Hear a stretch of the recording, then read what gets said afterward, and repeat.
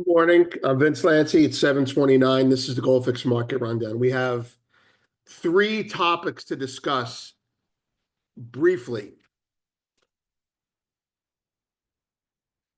There's the front page. Front and center, Deutsche Bank calls for a bottom, notes the lack of COMEX buying. Top right-hand side, China HuntBrother is back, and he's long copper. We'll be covering that. Goldman Sachs reiterates buy recommendation again on continued China stealth buying. We'll be covering that. And we'll be covering one more topic. Let's start with the markets. 10-year yields are slightly bid after rallying yesterday. Bond weakness. Dollar is 100.29, down 9. The S&P 500 is 59.55, down 7. The VIX is 18.13, unchanged bid. Gold is 32.38, up 8 and change after being down over 20 last night. Impressive because it's buying coming out of Asia. Silver 32.52, up 18. Copper 4.58, down 2. WTI 62.28. Natural gas 3.14. So energy's mixed. Bitcoin's up 400. PGMs are up. Grains are mixed. And there you have it. Light data day, I think. We'll check into that in a second. All right, so we have three topics. We have the China HuntBrother, who basically took JP Morgan on and won last year. He's back and he's buying copper. Topic 2, Goldman identifies more China OTC buying and discusses that in context of reiterating their bullish call, but pushing back their extreme bullish tail. And finally, the ECB put out a report yesterday. Mind you, the ECB is in Europe, not in London, describing the failure or the risk of London's gold exchange during the purchasing of repatriation gold in the U.S. We're going to touch on that, and we'll leave that to other people to tell you more. So let's start.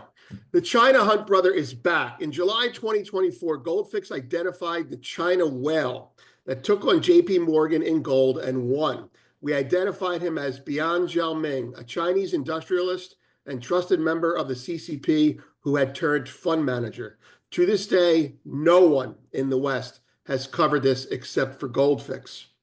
Bloomberg reports that Bian Zhaoming, yesterday, the Chinese billionaire who profited $1.5 billion from gold futures trades based on a de-dollarization and inflation hedge thesis, has now become the largest known copper bull in China. We have that story. We published it just now. It's titled China HuntBrother is back and he's long copper. According to individuals with access to Shanghai Futures Exchange data, Zhaoming has accumulated the largest net long copper futures position on the exchange. The position is identified at roughly 90,000 metric tons, acquired over the past 10 months. Parenthetical phrase, COMEX Death Watch. If you're talking about copper and you're talking about the biggest position and you're talking about it in China, not in London on the LME, and not in COMEX, what are you talking about? You're talking about exchange dominance. China's exchanges are in the news now. It's over. Unless we do something to protect these franchises, it's over. That's my opinion. Next story. We have that story.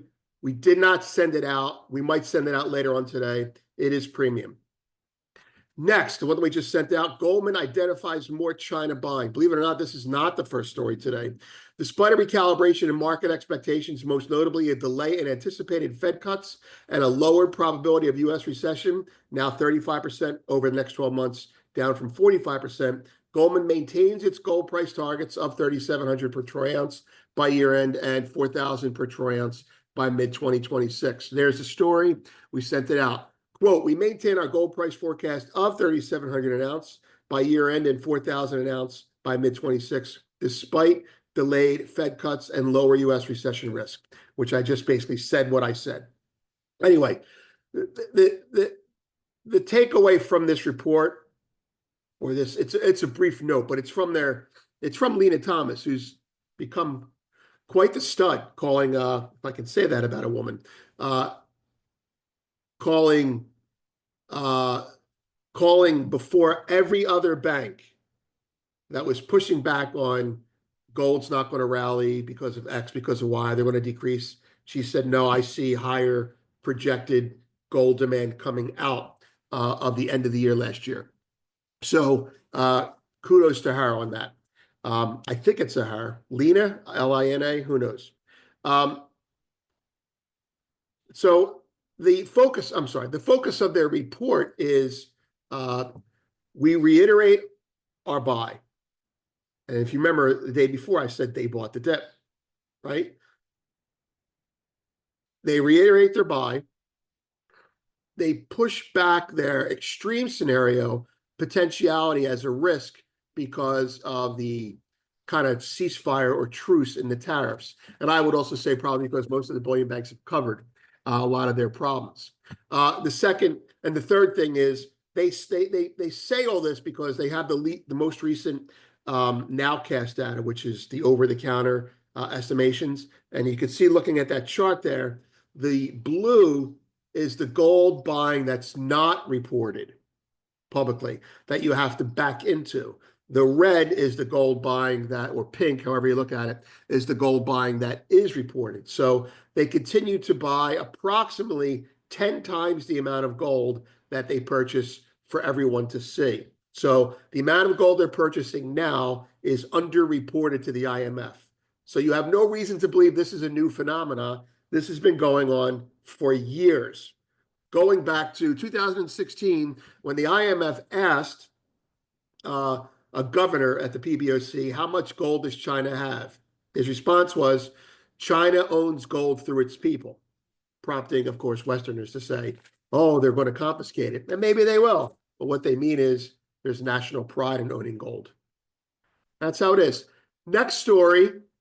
We're just going to touch on this because it is a news item, and we've already put something out on it, but the ECB made a comment about gold risk between November and April, and we did a live broadcast of that, and we titled it LBMA Bullion Bank Disaster Averted. That's unlocked. But the actual meat of the story, that was our take on it. The actual meat of the story should be reported. It's just too emotional for us. We were just like, everything made sense when we saw it. So Chris Marcus is probably going to do something on that today.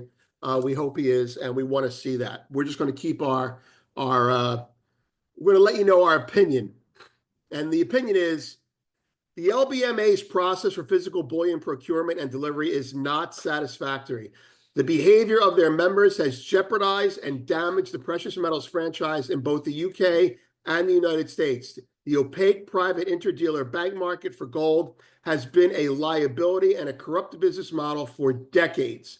The goal of any good dealing bank model should be to function as the gold dust that gets a market going, and at best should function as a mildly profitable pipeline facilitator like an MLP or another utility.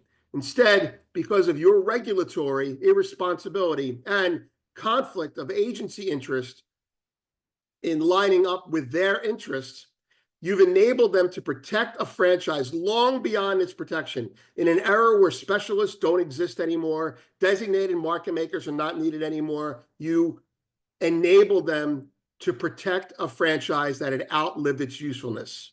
You've taken a leg out of the West's financial strength in doing that, and you let it happen even after the LME showed you the template for a problem like that prior with nickel. Your behavior is unconscionable. Your guild or association is not fit for purpose, and you should consider dissolving it immediately. You are a national security risk to the Western Hemisphere. You've handed China the gold bullion franchise in an era where gold is now tier one capital and is being physically monetized. Really, you should not exist. Have to say it. Moving on, related posts, dollar death in yuan ascendancy. That's a piece written by a British advisor to hedge funds. We thought it was interesting because he's saying that he's going with the whole dollar is going to be weaker and the yuan is going to rise. And, you know, we read that and his historical basis is actually very good. Trump is doing one way or another what Reagan did, what Nixon did. Well, I'm sorry, Nixon, Reagan, and then Bush did. trade war, debase the dollar, trade war, debase the dollar, trade war, debase the dollar. And that's what this guy thinks is coming. And I agree with that. But in terms of the yuan replacing the dollar as a global reserve currency, I think he's out of his mind. Okay. I think it's going to become a regional currency. Multipolarity is going to be the rule. He also calls for the British pound to ascend as a reserve currency. And he's British. He's pro-British. I get it. We're all biased. But even though I think it's a little bit much, the British pound has been just buried for the last 2 years since the Liz Truss thing. You know what? Maybe the euro's problems are the British pound's benefit. We'll see. At least they have their own currency. Deutsche Bank calls for a bottom, notes lack of COMEX. The other thing at the bottom there, the founder's quick addendum to the DB report, HeartNet leaping from 1976 to 1991. People appreciated that, I think, because of the personal parallel that gives it some reality of what's coming down the pike for us in an either or fashion. Let's go to the markets. There's gold, new trading range. There you have it. Hard to get excited. I mean, easy to get excited. Let's be clear about that. But again, I would not play. My current position is a butterfly of sorts, where below the moving average, I probably lose a little money, and above 33.50, I lose money. But in between there, I'm cool. I'm good to go. But I don't have a strong opinion on that. When there's something to talk about, hopefully we can talk about it. There, in my mind, there is a battle right now. And the battle is when you hear a bank like Goldman Sachs that has been as correct as they've been over the last year and a half, and you hear them slowly pulling back a little bit, you wonder if how long their dip buying will last. Meaning, are they buying it just for gamma purposes? A little bit wonky here. Or are they buying it because there's demand right underneath?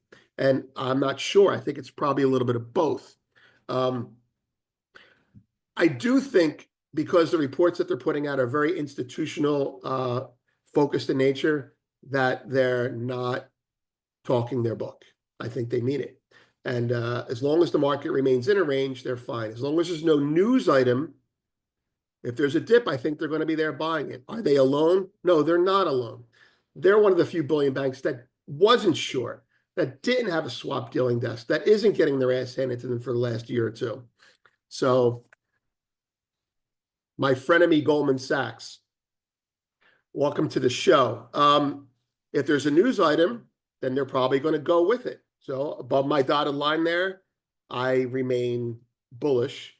Below the moving average, I get bearish, or I get skeptically bullish, right?